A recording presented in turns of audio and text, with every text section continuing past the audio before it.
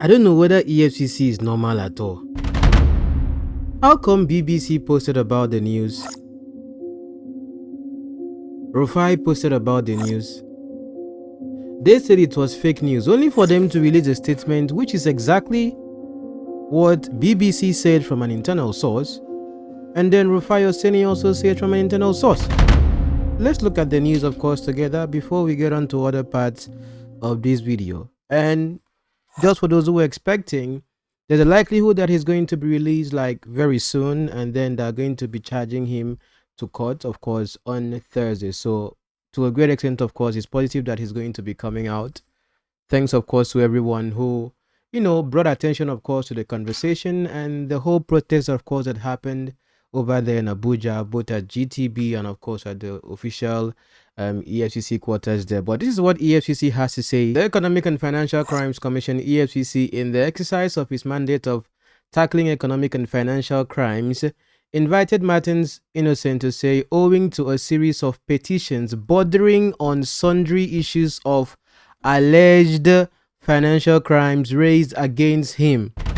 So what they're looking at as well here is financial crimes. Note, now you know that Deji himself, when he made the report we looked at in our first video, what he was talking about was that they showed him a document, not him anyway, those who went there because he just got into the country.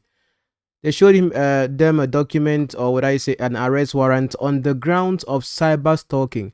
Now we are going to look at if cyber stalking is even what the EFCC themselves are charged to, or would I say responsible to also go into as part of their work as a commission. So what they are looking at as well here is financial crimes.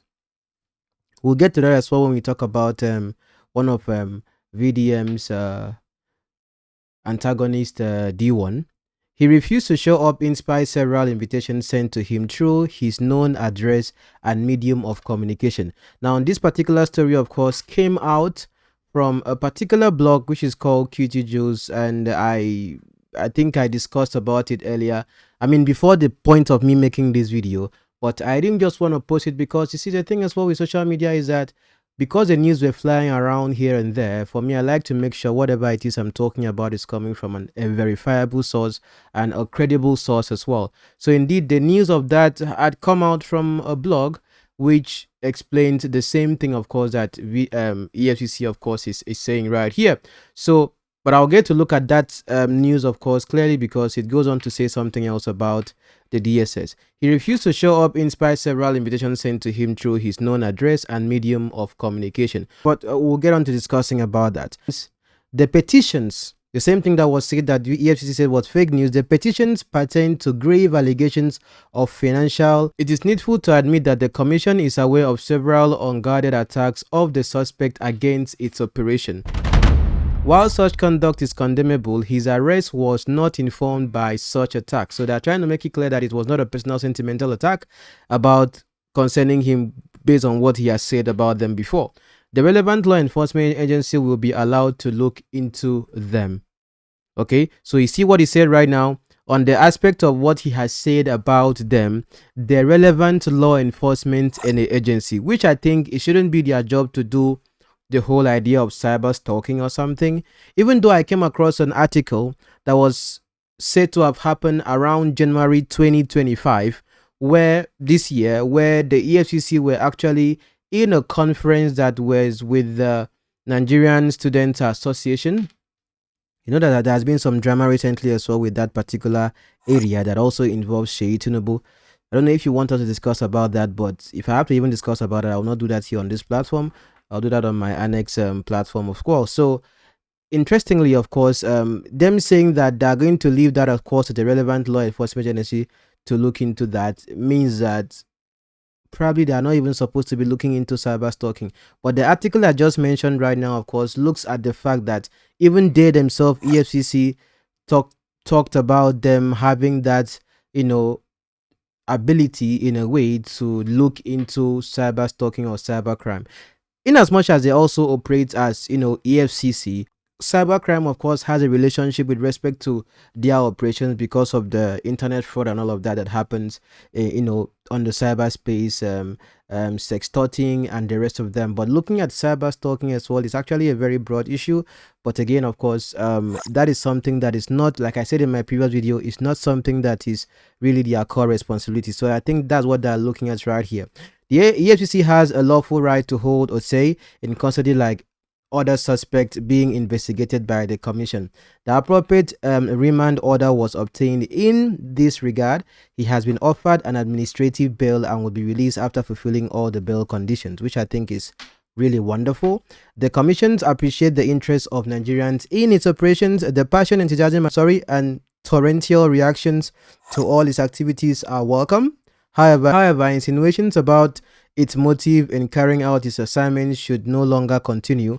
The EFCC should be allowed to do its job without fear or favor. As soon as investigations are concluded, charges will be filed. So look at this as well here. First of all, what the EFCC was acting on, which is what they're trying to explain right now, is that they didn't have a charge before actually making sure they get him in their custody, because there's a varied opinion that okay, he was kidnapped, he was arrested. At least it's not the EFCC that got him from where he was to their location. It was the DSS that was involved. So that is a different conversation entirely. But if you look at this, of course, critically, you will see that they had petitions. And I mentioned this in my previous video. Someone can write a petition against you, and the particular commission or whichever people they are writing a petition against you would have to invite you for questioning or something. Okay, so now what they are saying here is that they had invited him. Now only VDM himself can come out and make that particular fact clear that okay, he was invited and he didn't show up, or and probably if he doesn't get to maybe clarify that, of course, to the audience and those, of course, who look up to him for great integrity, then of course you don't know whether the EFCC can also get to prove the fact that they sent him messages, of course, to his line, and then he blocked them, according to what I saw in a particular news I'm going to read to you as well as we get to go on. So I think as well, what the EFCC is trying to make clear here is that they followed due process before they even actually made sure he was in their custody, which is a bit different from where I saw a similar kind of news as well. But I'll look at that clearly, because why would the DSS be involved in helping the EFCC? One is that, of course, I showed you in my previous video that they have a good relationship. At least the security operatives, of course, have wonderful relationship amongst each other that they can cahoot together.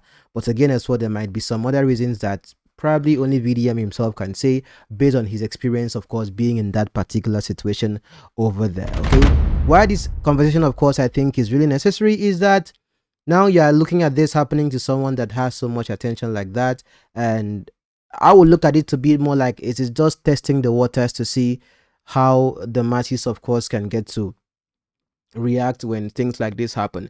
And one thing I will say right here is that today it is VDM, tomorrow you don't know who it's gonna be, but that is just one aspect of a conversation. Because if it's to be someone else that probably you don't look up to a high esteem, or if it's someone else that maybe doesn't have a voice or something, would you also be as concerned as that as well as it is as well with VDM? But one thing that I think is good here is that VDM, being someone that speaks out, of course, here for people, both the rich and poor, like I made mention, of course, in my previous video, went based on his own principles, looking at wherever there's injustice. Probably, of course, he would always get to speak out for anyone that is in a situation that is like that. But all in all as well here, I think it's a good thing that EFCC, of course, even though they had wasted time and then were doing some social media perambulating, that they've actually released an official statement now. From my first video of this conversation, of course, you get to understand that I think it was a well-planned situation, looking at the DSS and the EFCC working together. And I established the fact that if cyber stalking, which is what was actually stated to those who actually went to the EFCC when he was arrested, is the reason, then it's not actually the job of the EFCC to do that. But again as well, some new information actually came out from a particular platform that is questionable. They also get to operate like the juice lover or something. So I wouldn't say I categorically believe what they're saying, but I'm going to read that as well to you so you get to understand that, okay, this might be plausible. And let me just tell you something as well, why I think it's well planned. Friday is always a very calculated move when it comes to arresting someone, because Saturday, Sunday is not a working day. So even though technically the person is going to be, is supposed to be either charged according to the law within 24 hours or 48 hours of the person being arrested. Saturday and Sunday not being working days, of course, right here makes it possible for them to have time to keep the person that is being arrested until the next available opportunity, being a working day, which is on Monday. I don't know if it makes sense. So having this at the back of your mind makes it all make sense as to why that particular time was chosen for it to be on a Friday intentionally.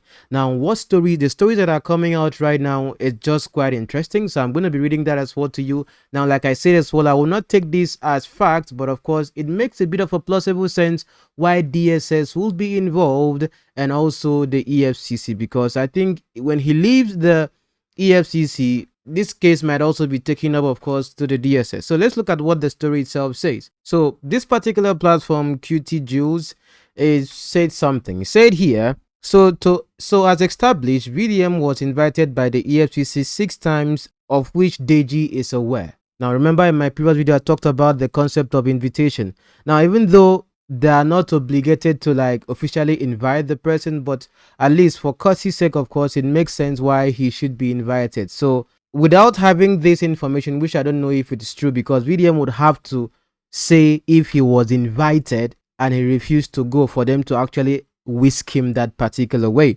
Okay, some of which was double sent to his WhatsApp, and apparently he blocked the numbers almost immediately after the messages were received. Now, if this is true, the only person that can verify this information would be VDM himself, because he will also get to give his own side of the story. Now, the last invite was sent to his official email. Also, VDM was actually arrested on Friday by the DSS and not the EFCC, which I stated, of course, in my previous video. It was a DSS. That means what the young man himself said, CPAC, at the point of arrest is actually true, because he was like DSS. So it makes sense. But why would the DSS be the one arresting him? It begins to make sense right here. So it says here, it was after DSS arrested him that the EFCC requested him to be handed over to them, as they also need him for some investigations. Now, it is not possible that the DSS would just arrest him immediately and all of a sudden EFCC knows that he has been arrested, so they need him. I would think as well here, from my other theory, that since they also have a good working relationship together, maybe the DSS having the intention, of course, to arrest him, the EFCC was aware of that and also asked for him to be brought to them first before the DSS or something. But either ways, we can see that there was that collaborative effort with respect to arresting him involving 2 agencies. But going on as well here, this part as well was circled. One of the main pending case with VDM and EFCC involves a woman who is currently on for money laundering, and the security agencies have tracked conversations between VDM and the woman, and it begins as well to make sense. Now, it's just conversations. It's not as if he would be involved in money laundering, and I would believe VDM on the part where he says that he's not involved in any form of fraud. But you see one thing that happens, if you heard what Kuti himself said in Innuendo in our previous video, he was saying that he has been telling him not to be fighting for all of these big men and all of that. If someone is involved in a woman is involved in money laundering, I am guessing, what if it is the woman that recently had been, they talked about her in connection, of course, to I think he's the Lagos State governor or something. She's actually on the EFCC official page, and she has been, there has been, trials upon or prosecutions about her person. It's normal that big people who might maybe be involved in, issues or have problems might want to reach out to VDM to be a voice for them. And like I made, of course, very clear in my previous video, VDM, of course, he speaks up for people, whether you are on the low or on the high, which I think is actually an amazing thing. Him putting out his life and his person for that is something worth commending. I read a comment from a human being talking about, what was the person even saying? That if I say I respect VDM, that I'm trying to see, I'm not. I have been different long enough.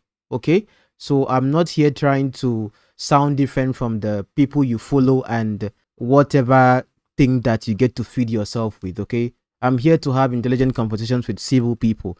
I'm not trying to buy into whatever sentiment you have. So the platform goes on to say right here, there are some transactions gone one via tracking VDM's telephone conversation, which the security agency apparently have in their possession. So the EFCC's own is solely to assist in financial investigation. Okay, so the people that asked for his phone in the car were the DSS. So the EFCC was just requesting for him. If we are to believe this story, I don't technically believe it, but of course it's something trending, so gossip blogs. Then if I have to look at it, of course, analytically, then it would make sense that okay, there is a financial investigation that probably the person that is involved has spoken to VDM. So they just want to like see maybe what conversations, of course, the person might have had with VDM, or if the person told VDM the truth, or what information the person must have shared with VDM, being someone involved in that particular case. Because like I said as well, if Ashim Mushi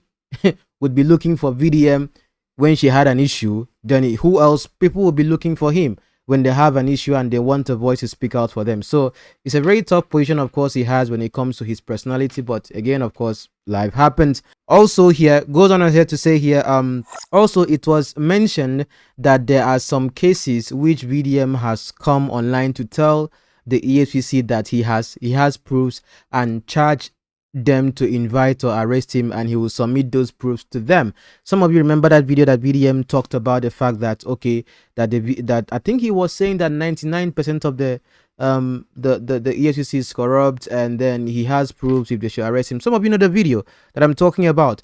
And when I state these things as a fact, some people get angry. Why are you upset? Like just the video I posted down, people are upset because I'm just stating the fact of what has happened. Even if VDM is the one watching this video, of course, it's just a simple fact. So if this is aligning, because for me to analyze something, I have to look at it objectively, no matter what. So if I'm looking at this, of course, clearly, it makes sense that probably it connects with that particular video. But again, is it the EFCC that should be the one investigating themselves? You see, that's the thing as well here when it comes to these agencies probably knowing their place and how they should work. But again, of course, it's an entire agency, so they would want to. And talking about proofs like that, if there are evidences of corrupt practices by the EFCC, which I think he said about 90% or 99%, I don't know what he said then the EFCC will want to know how is this information coming out. I wouldn't think myself that EFCC, of course, is 100% okay. Come on, there was a case of which a member of the EFCC was stealing from monies that they, some of you know the story. I'm just putting it there as well here on your screen to see. So indeed, of course, EFCC as a corporation, of course, or whatever, they have internal issues or something. But for VDM, of course, to have those kind of information, they would also want to investigate themselves. But to investigate themselves by themselves becomes a bit more questionable. I don't know if you understand. Okay, so going on as well here, by the way, the EFCC issue isn't the one that is worrying here, but the DSS own. So indeed, of course, probably the DSS has an issue that they think is of, state importance, because the role. I think some of you, I hope you paused and read the role of the DSS and why they exist as a particular outfit. I'm putting it on your screen right now, of course, for you to read. So anything that also gets to threaten maybe the state or something, or maybe inciting whatever, which I don't know what charges they have on VDM. But one thing we can say for a fact is that VDM is someone that has attention, and that attention, of course, he has, of course, that is one power he has, that sometimes the government, of course, wouldn't want you to have that attention. People that are authority wouldn't want you to have that attention. Think about it. When people are running, should be running to the government for help, or would I say to the agencies for help, instead they're running to VDM. Do you understand?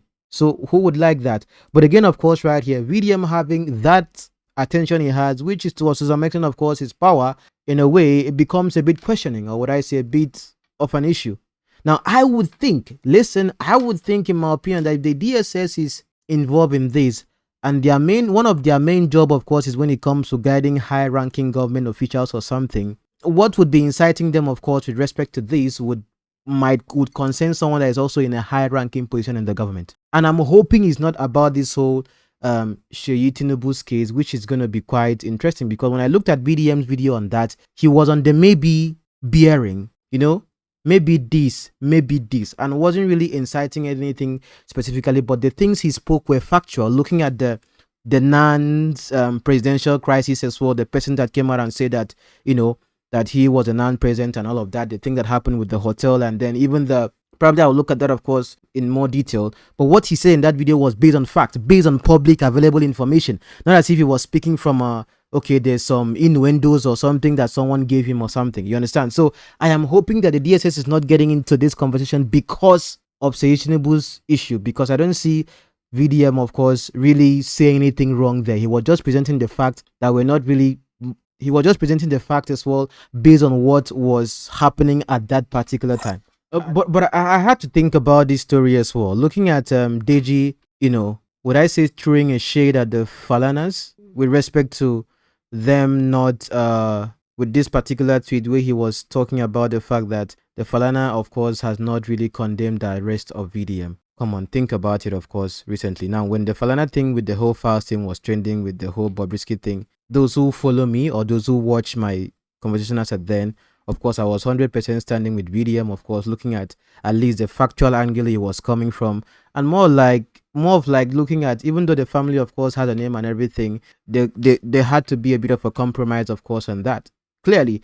But demanding that he should get to speak at this point when he has a legal situation, of course, with the same very dark black man, and then the video that very dark man made, of course, here, and was more like praising God, or I don't know whether it was mocking him or something. Logically speaking, of course, would you expect that he would come and probably come and stand in solidarity or speak against that? I don't know what you think, but you could tell me, if it were to be you, the Femi Falanas or something, what would you do with respect to that? And note as well, even though conversations are going on here and there has not been any official statements except for gossips here and there. My job as well here is to analyze what I am seeing and try to make sense of it as well here, at least in a plausible way that we can actually get to reason together.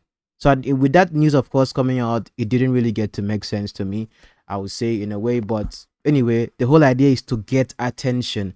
So tweeting about the Falanas, of course, to get their attention, I hope he doesn't get to react as well differently, because one thing I know he's always stands up against for is picking, or would I say is impunity, all these illegal detentions and all of that. But again as well here, I think he just has to be human and just, remove himself, because you don't know what would happen tomorrow. You don't know what people would think. Probably they might say, oh, okay, are you coming to speak now because, or you're trying to win favor from VDM fans or something. So probably he's just being quiet as well and watching and hoping to get the reasons for his own, arrest from the agencies, of course, so that, you know what you're actually reacting to. Peter Obi himself had reacted to his arrest, and I think I love his opinion. So let me just get to read what he has to say as I get to go on. He says right here, the recent development in our nation continue to raise serious concerns about the directions we are headed to as a democracy. The tension in the land, aggravated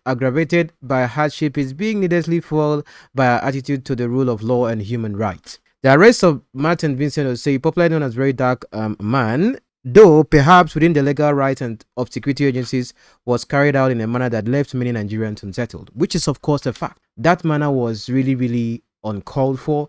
But again, if indeed he was invited severally with what I just read right now, then the person that would know the truth of it, of course, would be Deji himself. And now, of course, what is coming out from Sahara Reporters is that there are a lot of petitions against him, of which would be coming out soon, as to why the EFCC is holding him. So that means if there are petitions against VDM, which is the reason why EFCC should be holding him, that means those petitions would have to be related to what the EFCC represents. Doesn't make sense? But cyber stalking is not something that the EFCC should be doing. So I was just wondering, why was that shown to those who went there to see him at first? But again, of course, let's go on. The display of force lacking in transparency and civility closely resembled an abduction, a disturbing method that not only creates fear but also risks being mimicked by criminal elements. Yes, of course. If Nigerians begin to struggle to distinguish between legitimate arrest and unlawful abductions, we will lose a vital layer of national security and accountability. That itself makes sense. Looking at, because come on, and for him to even just give out his phone like that, or like, come on, take everything, it will look more like a kidnap. But again, as well here, the way the DSS operates is not like how the EFCC operates. For them, it's more coded. Like it's more coded, I would say. Sincerely speaking, it's very, very, look at the.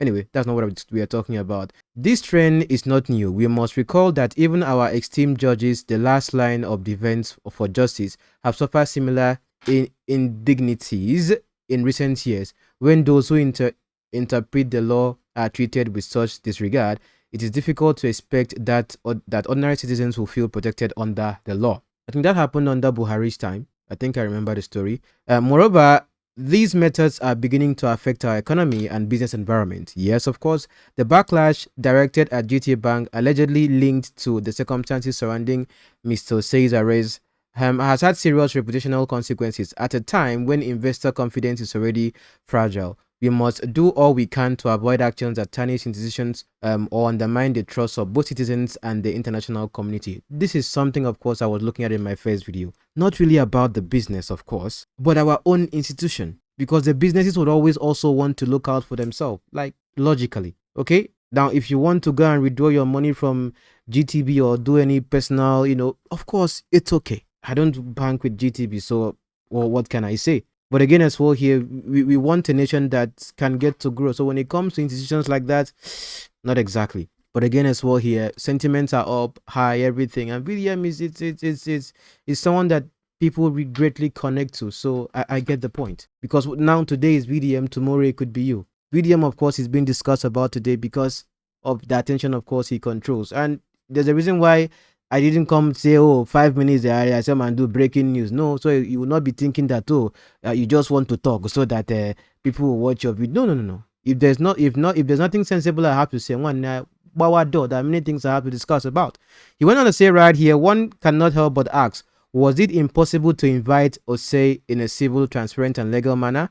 Would that not have spared Nigerians, GT Bank, and our national image the unnecessary shame and losses we now witness? Because I would have even talked about that as well myself. But again, of course, if the intent was to really get information from him, it coming more preempted, or we may not really get those information. Do you understand? And if the EFCC is trying to investigate themselves, of course, and trying to find a mole in their system, it will also make sense why it is actually unplanned for that to go that way. Like unexpected, I mean.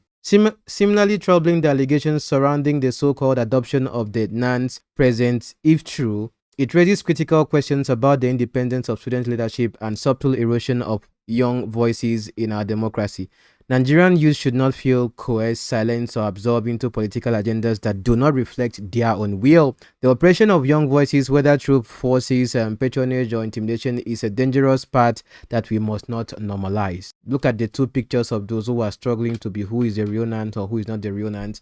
That story itself is a little bit funny because, indeed, of course, politics plays that much into student union. Come on, back then in school, like, I used to hear stories that even those who are even going for ordinary SUG presidency or something, they can just hand can touch you anyhow if you don't have some kind of protection and all of that. So it's deep, and it makes sense as well here why Sheyi Tinubu, of course, would be involved, because I was just listening to the man himself who came out and was more like, when he was asked and he was making a defense for Sheyi Tinubu, how can you say in the same breath that you are not aware of what happened at the inauguration of the person who claimed that he is a NANS president? But again, of course, right here, you are also saying that he is also very much actively trying to get involved with the youths. Do you understand? Because if you know that he is actively getting involved with the youth and what is happening, of course, over there, then it could be plausible that indeed he was also actively involved at that particular setting when they were having the inauguration, of which he came around, even though there's a bit of a debate as to if he came around there for the purpose of trying to disrupt that particular event of the person being inaugurated. But of course, the full story would come out with time, because again, as well here, it's a bit sketchy, so we can't say for a fact. Politics is deep if you don't know. Certain things can be circulated in the name of politics. During the whole presidential election, some of you watched my video about the whole Shetima and what was being discussed about his person and him sponsoring Boko Haram, and the voice note that was coming out. I showed you that it was cooked up as a den, and people were saying that I am supporting Shetima or I am supporting Tinubu. But do I blame you? I don't blame you.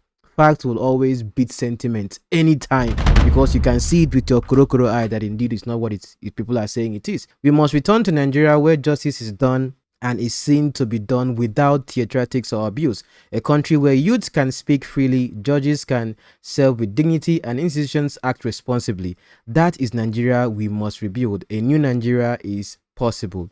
Peter Obi. Interesting. Someone would say that he's using this, of course, to do campaign. But of course, when something is trending, everyone has an opinion on that, which is, of course, his opinion is very, very valid. Why I think as well here, this particular case of VDM is very, very important is for you to see that if someone like that with so much attention, of course, so much public clout would be treated in that particular manner, imagine the signal that also sends to every other person. Now, let me just talk for a second about the person of, what's his name again? D1, they call him D1.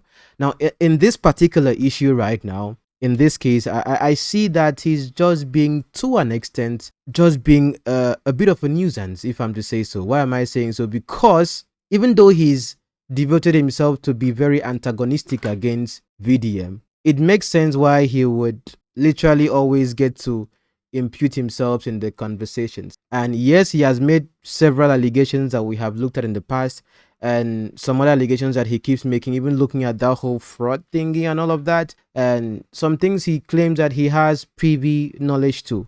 VDM as a person would be seen to be someone that is against the government, or wise against institutions or something like that, while he can confidently come out and then be against VDM. But if him being against VDM, he is standing for the higher power, or would I say speaking up for the government, he feels more confident, of course, in doing that, because these are people that have attention. Okay, I don't see myself in those mix. I'm just an insignificant person, so I'm not trying to be significant. Insignificant person just having conversations of all of these things happening. And when I heard him say this at a comedy show, it made me really think twice as well about the way I get to look at him. Listen to him. All right.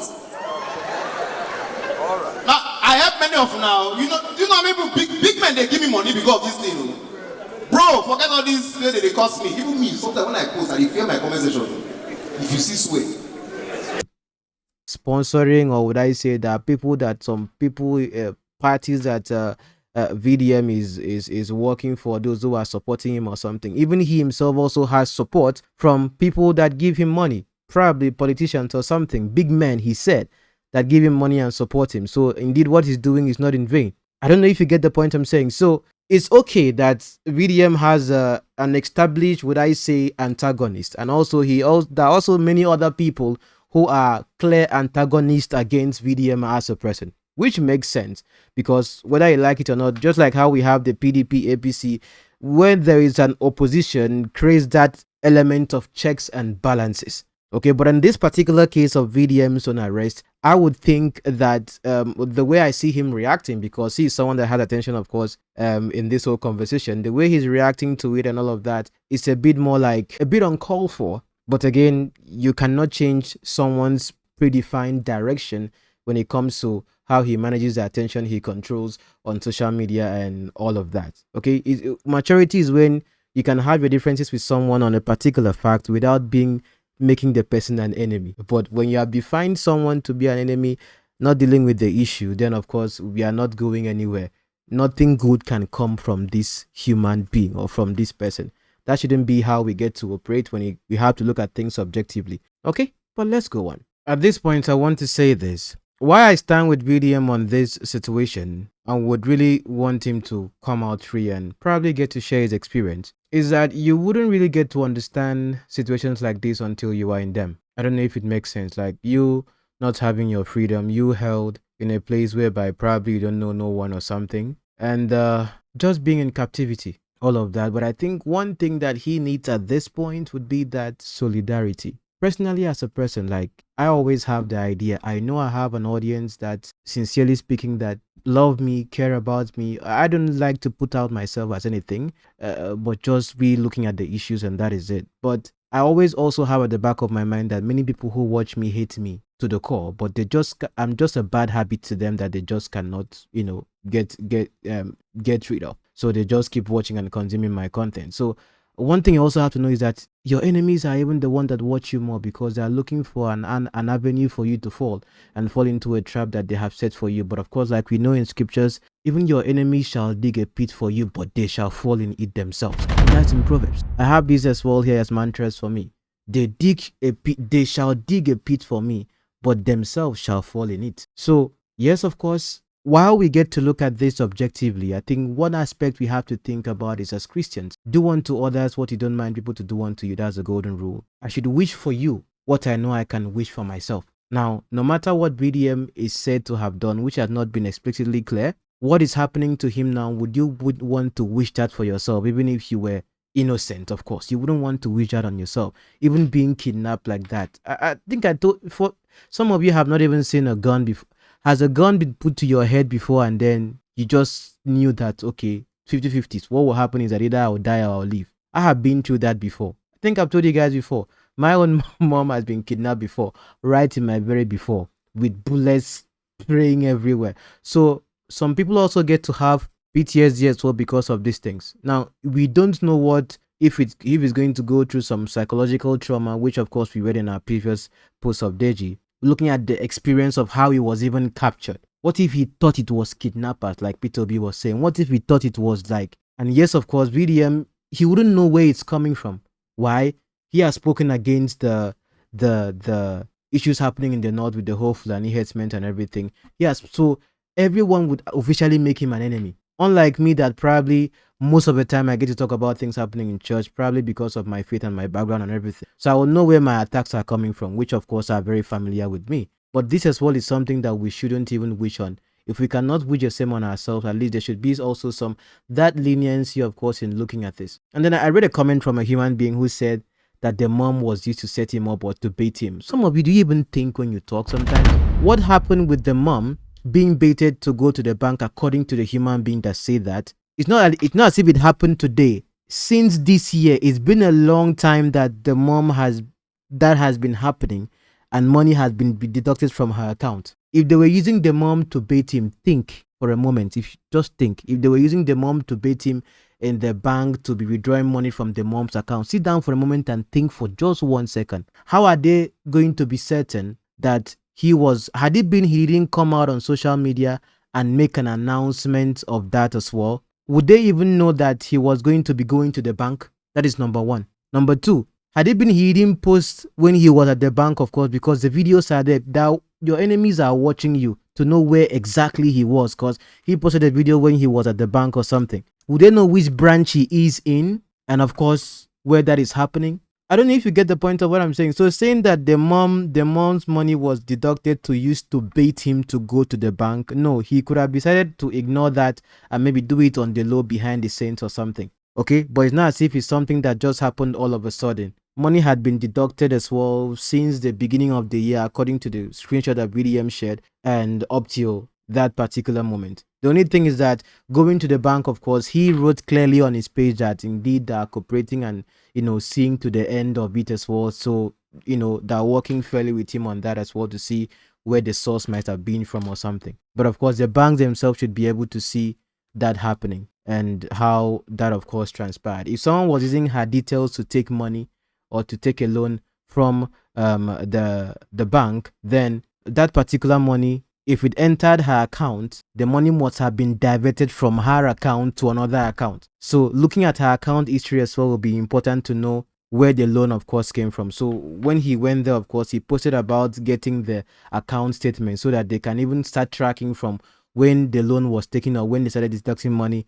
how that happened. If someone used her details as well to open another account and to use that, of course, to take a loan or something, the bank should be able to see all of that. Okay, so saying that the mom was used as a bait to get him is not plausible, in my opinion as well, looking at it. It was just that he is someone that is very vocal. So him being vocal, of course, talking about GTB, disclosing his location where he was at the time, and then with the story coming out that he was invited severally, but he didn't, I don't know how true that is, would make sense why they have to strategically make sure they pick him on a Friday where they can keep him, of course, longer till Monday. He said that it was something that involved a particular gospel musician, and he went on, of course, to talk about the church, pastors, and many other things, of course, he said, which he can say anything in his own right. Now, what innuendo does that get to paint? That gets to paint an innuendo of what we know had been a conversation that links the EFCC, Mercy Chinwo, and VDM, with also the person of EZT and what has been going on. I don't want this story to come up, and some way, somehow, it is coming up. Now, what is my opinion on this whole situation? Let's look at it, of course, critically. Even though VDM had on countless time, of course, talked about the EFCC and what they have been doing and their atrocities, of course, which he has evidence, and he clearly stated that the EFCCs, they can come and arrest him or charge him to court, and he's going to prove what he's saying. That means he knows something that is very peculiar with the EFCC that probably you and I don't know. But we can say something for sure. The particular institution, EFCC, have been very, very unprofessional. Why do I say so? The level of how the politicians, remember I talked about the 3 Ps? The politicians or those in power are treated is different from how they would treat a commoner. They can get probably someone that is a commoner or someone that is probably, even if the person is a rich man or something, it's not everyone that gets to hold that particular card. You know that, right? It's not everyone that gets to hold it. And we have seen the whole case, of course, with the Kogi governor. Of course, we have seen the case with different other people that have had issues with the EFCC, even with the whole Naira mutilation as well here, the the wealthy family that had been mentioned, of course. It seems to be that it's a different case for every other person. Now, of course, recently they had talked about the person of E-Money that was involved, of course, with that. And of course, you know about the one of Kwana Chief Priest and everything. And if you look at the way they work, you can tell for a fact that the way people of the 1% of the 1% of the society are being treated is the same, is different from every other person. That's to show you that even in Nigeria, there's this whole class stratification. And I could understand as well with what Kuti himself was talking about, looking at the whole situation, that pastors themselves, of course, get to be given a particular kind of treatment because of how powerful they are, and they get to own Nigeria, which I do understand something there, because even when we looked at the whole EFCC situation that happened with Home Chinwo, you could see that those who are involved, or would I say key stakeholders in that particular organization, most of them, of course, are religious people, pastors. We saw that factually. No one can deny that.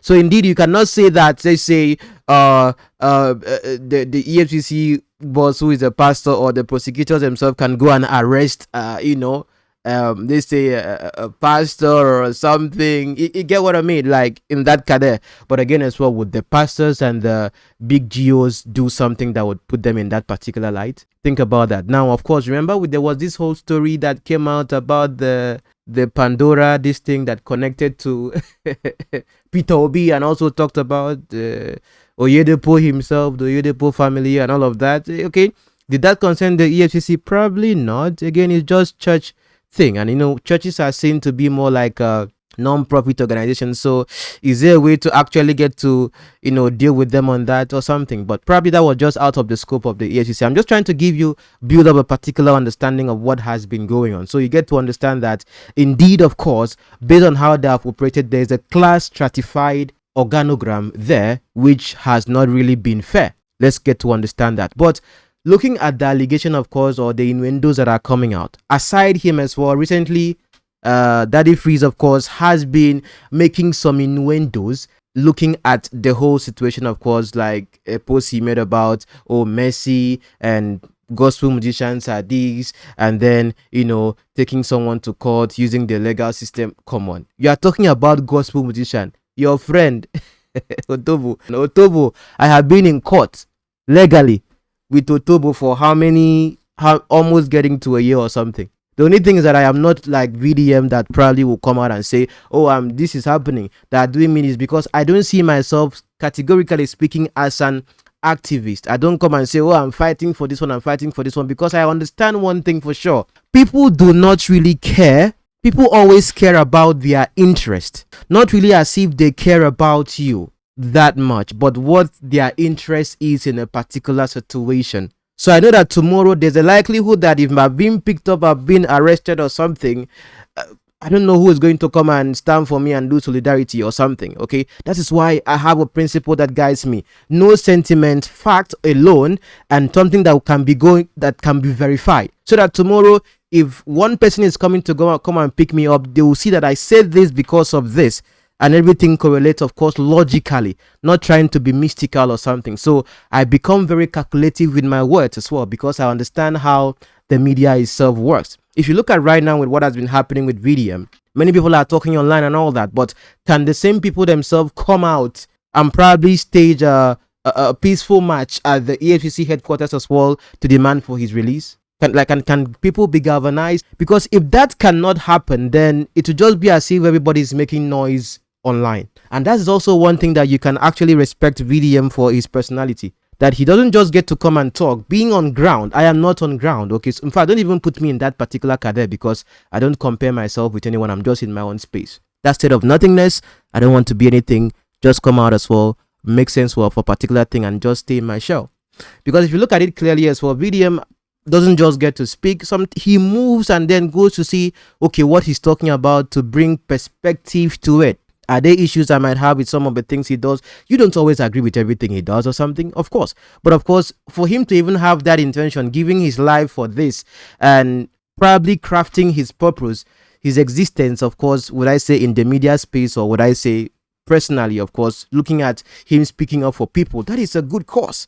But again, as well here, we have seen in time past how it has actually ended people that have been in that particular situation. Come on, look at this particular video that has been trending about what Fela Kuti himself said. Listen to this. You see, when you are revolutionary and you talk the truth, people will come and slap you down. Then you talk the truth again, they lock you in jail. Then when you are very strong and you talk again, they may you. They may even burn your house down, like they burnt my house down at home. Now, when they burn my house finish, some friends who are very Africans know they are very afraid of life. Hey, fella, yourself, don't talk truth again. You see, they come and tell you not to say the truth again. Then I tell them and say, them never hear anything at all. Then go hear pansa pansa. Pansa pansa means they will hear more and more and more until they can hear no more, because the truth can never die. Now, you might have your reservations against him, but what he's saying is the truth. If you get to speak the truth, sometimes they would come for you. I've experienced that, of course. I've had a fair share of that. So everyone tries to play safe. But again, as well, my dear friends, looking at this particular innuendo, how can it be connected to Mercy Chinwo? Based on the conversation that came out of the judge that was handling the case, Justice Oweye, the last statement that actually came out on this was that after the exposition came that he was following Mercy Chinwo on her page and everything and all of that, he has to actually exonerate himself from that case, because there are elements of there being a possible bias in the whole litigation and all of that. The last statement that came out was that there were some administrative procedures that were actually going on, of course, and then the case was adjourned to May 14th, 2025, which is actually this month. We are in May right now. Okay, so that means, of course, he may not be handling the case, of course, anymore on that regard. But again, issues came up that there were other courts that were also involved in some litigations against him, which directly also involves the EFCC, because like I told you before, the case now that is with VDM is between VDM and the EFCC. Was the case being reported to the EFCC by Mercy Chinwo? And yes, of course, I don't want to talk about that again, because I've made extensive video explaining it 100 times as to what happened, what led to that, which I categorically myself as well do not have an issue with that, because within the whole Christian context, of course, it couldn't be settled. But again, as well here, since the warrant is talking about cyber stalking, if you are looking at it on the aspect of, let's say, the Mercy Chinwo situation, okay, it would make sense in that regard as well, because there was allegation of him cyber stalking her, or would I say, you know, you read the document. Some of you that followed the case as well, you read the document of the allegations that came out and some things he said. Now, we know, you and I know, if you are following this platform, that there were some things that VDM himself said about the case that were not true. probably because he was also misinformed by the person that had been giving him information on that particular case. I guess maybe at some point in the middle, he got to realize that, even though he would not publicly come and say, oh, this right here, I said there was a mistake here, there was a mistake here, or was misinformed. That's something you have to know. Okay, so yes, when I saw the document that was posted, of course, online about him being sued, of course, for cyber stalking and all of that, like criminal defamation, you know, there's a difference between you having a civil defamatory case and you having a criminal defamatory case. The criminal part as well will require that you have to be present at the court as well to defend yourself and all of that. And like I said as well before, even VDM himself with the whole Mercy Chinwo case asked for it when he said that, of course, he should be taken to court if everything he's saying can be proven wrong, because he spoke, of course, confidently about the situation, which we got to realize as well that there were some, you know, miscommunications as well coming from his aspect, which we are not going to. I'm not entirely going to blame him. Like I warned before some months back, I said that because of his position, anyone that has access to him sees him as an asset. So if you see him as an asset, of course, there might be potential that he can be used to front a particular ideology that may not actually either be true or may just be for someone's own selfish interest, which, since he has attention, he has that particular clout, of course, he can drive a particular narrative in the minds of people, which is very clear. So right now, them getting him and having access to his phones or something might get to make bare a lot of different things that connects to how he operates. Hopefully he has some security measures, or he's not like that very, you know, open. Because first thing, of course, they'll go to his WhatsApp. Who are you talking to? Who do you talk to last? All of those things for them to really know what's up with him. The last time he was arrested, he wasn't that much in media attention like that. But now, of course, over time, you see what cases he has handled and all of that, and him even showing things from his phone, of course. So they would want to. So at this point, of course, here, having access to his phone, of course, becomes very crucial at the peak of, I wouldn't say this is his peak. I pray he gets to go higher, of course, with respect to his activism and all of that. Becomes very important for the security operative. So for DSS to be involved directly means that, of course, they also have an interest to arrest him in the way he was arrested. So many people, politicians, who have an interest, of course, primarily, of course, with respect to his situation. The EFCC as an institution, of course, here, the security operatives would have an interest. So connecting this as well together, we cannot categorically, and don't say I'm making a defense for Mercy Chinwo, okay? I have not spoken to her before. I look at things factually. If she reporting the case of what happened between her and EZT to EFCC, I think that was the only option she had. Do I support the issue? I've said it, of course, many times. I don't support the issue escalating to the point of, you know, involving the court and all of that. But since it has happened, of course, it has to go through to the end, because I don't even see that person himself, EZT, to be someone that is transparent. Yes, because if he could not be transparent to VDM, which I think he was not transparent to VDM, of course, in full, leading him, of course, to maybe say things or, you know, carry things that were not factual in the sense of the conversation, brought himself into, would I say, trouble. And I understand as well that VDM, of course, coming to speak up for EZT will see him to be the disadvantaged one. But he who comes to equity, by all means, should also come with clean hands. Okay? So yes, if that is the case here, which of course, because I think Deji himself, if he's speaking to Kuti from a distance, he doesn't know the details. What he would know firsthand is at least the cases that VDM has currently. So even Kuti himself coming to say that, oh, it's something that involves one gospel, think about it. Will Mercy Chinwo's case even involve the DSS coming to come and be the one to make an arrest and taking him to EFCC? Just think about that. It's possible, of course, that they can even something can be installed on the phone, and even VDM, of course, will not even know. That's why I would even advise that even after he comes out and gets that his phone or something, he shouldn't use that phone anymore, because a malware can be put on the phone that you would never know is there, and it can get to track all your information, of course, and report to them whatever is going on, and you will not even know. So even when he gets to come out, he shouldn't use that phone anymore. It has already been compromised, being in the hands of the security forces. I'm just giving you a fact here so that you know. Okay? So looking at that as well here, involving like the innuendos are being made, of course, here from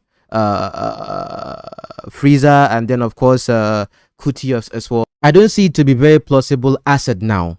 even though it is possible. But I don't see it to be plausible now, because Deji can only speak based on what he's handling, because he's the one appearing in court for VDM. But him speaking over the phone with Kuti, of course, and then telling him, of course, at least based on what they have at hand, is different from what he is reporting in the particular document circulated, because they were shown a warrant of arrest, of course, coming from a judge, and then the person that actually, on the ground of cyber stalking, Mr. Chingu. But note that the case of the EFCC is handling, which involves Mr. Chingu, is officially between EFCC doing a prosecution of a financial crime and EZT, not Mr. Chingu EZT. You have to understand the distinction there. I don't know if you understand. But where the case that comes between Mr. Chingu is when the lawyer of Mr. Chingu, Pelumi himself, and his legal organization, who came and were suing for cyber stalking and defamation against VERYDARKMAN. That itself does not involve the EFCC. That involves between Mr. Chingu and VERYDARKMAN. So there's a case between EFCC and EZT.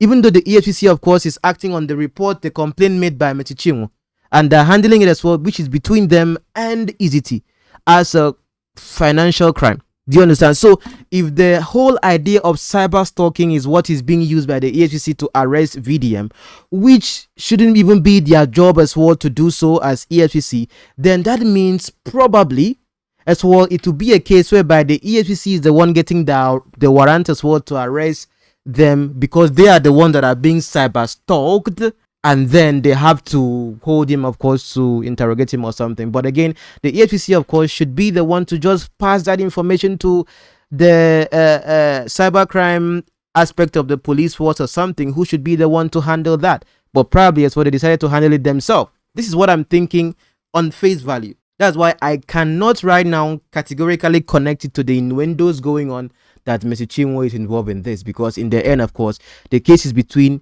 EFCC and Very Dark and EZT. VERYDARKMAN is not even an issue in this particular situation. Just that he is the one that is talking on the internet and talking for EZT, and with the information he gets from EZT, but it does not involve him at all. So if there has to be a cyber stalking allegation on him, making him to be arrested, who has he been cyber stalking? He has been cyber stalking in that category, of course, based on what is called cyber stalking. Has he cyber stalked the person of Mr. Chingu? Okay, there was a warrant of arrest for him to be, to be brought of course to court. That was knocked out. He came and celebrated it, of course. Now I don't know how far that particular case is going. If they still have their litigation, the whole criminal defamation between the VDM and then the Pelumi, the court as well, the one that is representing Mr. Chingu. But you have to understand the difference in the cases so that it begins to make sense of who to look for. Not now, if tomorrow now you wake up and go and drag Mr. Chingu as well and say that she's the one that arrested VDM, and tomorrow they come and give you legal suit now. You come and say that somebody is witch hunting you. Oh, a man of God, woman of God should not do this.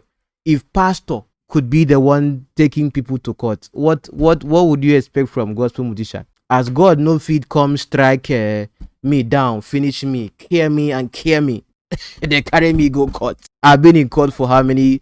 What am I here? I'm not here screaming because it's even a shame. I don't even want to even associate, like, for me to even come and be talking about it. It's dirty for me to even be like, the whole thing is dirty in my mind, I would say. But again, of course, I have to respect my country, respect the constitution, and respond to the legal suit against me. Maybe one day I'll give you guys the story of to the end of it, of what happened. Do you understand? So if you are coming to come and blast Mr. Chingu, or are saying that, oh, Mr. Chingu is using legal this thing, can you? I'm also saying this as well, also to Daddy Freeze himself, that is, giving that innuendo, if that is what I'm looking at. Can you say that, of course, about your friend that I am in court with at this point? Okay, I didn't even discuss that, of course, with him or something, because I don't need to, so that tomorrow now they will not come and say that I went to go and beg somebody to beg somebody, or that kind of ideology. Something is, I'm facing something, I just get to face it the way it is, and then whatever happens, happens. But I don't know if you get the point of what I'm saying right here. So yes, of course, there is the legal systems of the country that gets to operate. Are they operating fairly or unfairly? Of course, that can be debatable, of course, for sure. But arrest is something that is very normal.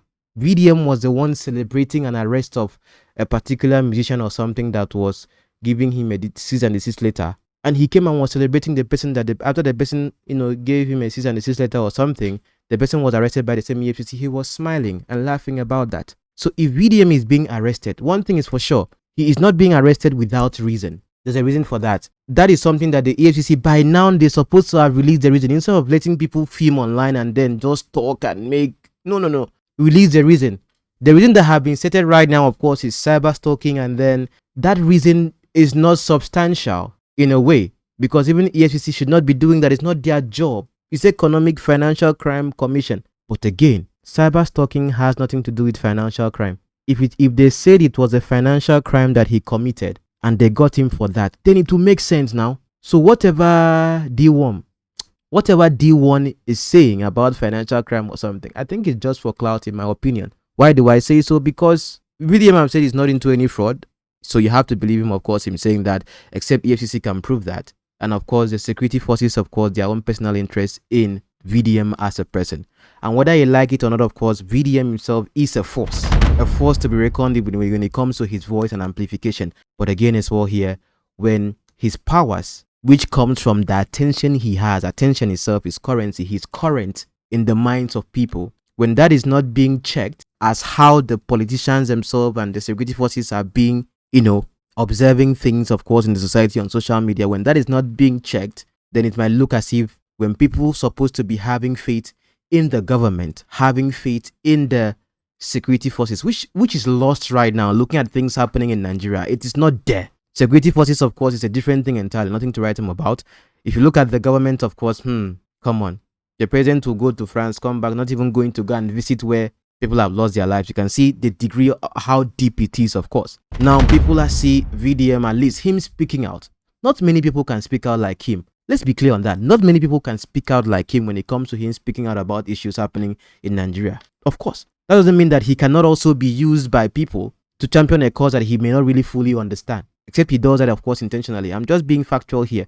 But clearly, of course, we can say that his personality is a force here on social media. And him bringing attention to cases that you may not really see people talk about. But again, as well here, because speaking up for influential people, as well also gives you access to corridors of power, that you get to also know some things, and also could have a bit of leverage if tomorrow you are in a situation or something. Why? Because these same people, of course, you have helped. Come on, imagine him speaking up for a judge. You understand? Imagine him speaking up for, people of influence. If you say, oh, but these are the people we should be fighting against. Yes, he's standing for truth. That is one thing. Stand for truth no matter what. And he stands for the truth he believes is the truth. Sometimes as well, the truth you are being told and you believe is the truth may not actually be the truth. It might be a lie, but for you, if you see it to be a truth, you stand by it. And that's one thing, of course, with him. He stands by what he propagates. The main thing is that there has to be check and balances in every system.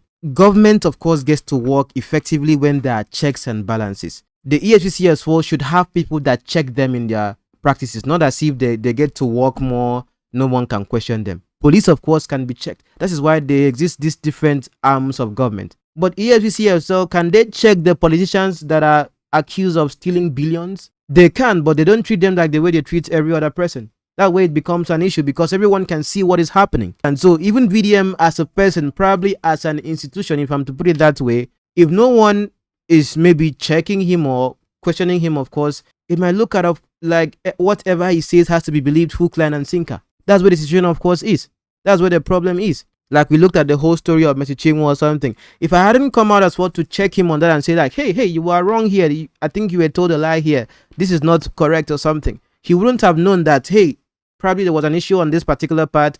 That story as well, the person that is giving me this information didn't give me the entire truth. I was lied to or something, you understand? Because you have to also process information before you release it. But him having that confidence to be a first time, that's what makes us different. Like, he is a first time releaser of an information, not as if it's like, for me, I don't come out with first hand information.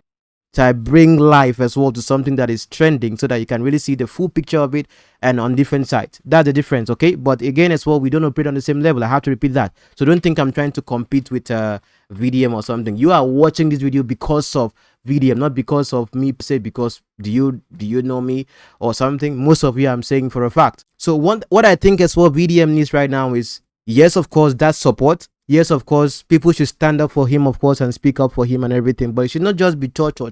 If there's any other story, of course, on this, I will get to discuss about it. So, on this case as well here, I will stand with VDM that he should be released, in this whole situation. No one likes to be imprisoned. No one likes to be held and not have freedom. Freedom is something that we all should enjoy. But if there is a crime he has committed, the EFCC, of course, should make that clear. The only thing is that I understand how this whole fan love thing actually operates, whereby we don't care about anything. All we care about is that, who we love. I don't care. I don't want to hear. Just like how you see what happens with churches. When I talk about pastors and doctrinal issues or something, or their scandals and nonsense, you see what the followers come and say, oh, are you better? Are you this? Are you that? You see that, of course, with every fan love situation, which is normal. But I don't think as well anyone deserves to be in that particular situation, especially if they are innocent of what that particular organization stands for, economic and financial crimes. What is their business arresting him and keeping him in their custody? What business is that with cyber stalking? Except it's something that concerns them personally and they want to just arrest him for themselves for the reason why they are arresting him, which concerns him speaking about them, the EFCC. Except that. But I'll see you in my next video. You're welcome.